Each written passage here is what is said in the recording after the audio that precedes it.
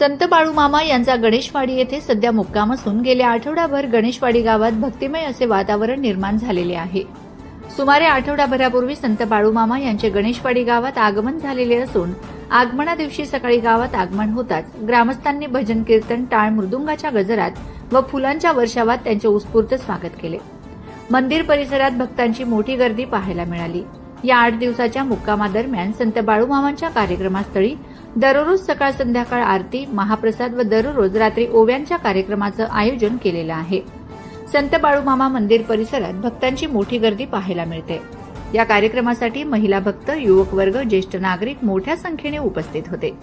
कार्यक्रमाच्या यशस्वीतेसाठी ग्रामपंचायत सदस्य, मंदिर विश्वस्त, मंडळ व स्वयंसेवकांनी परिश्रम घेतले। संपूर्ण कार्यक्रम शांततेत भक्तिभावाच्या वातावरणात पार पडला जात आहे।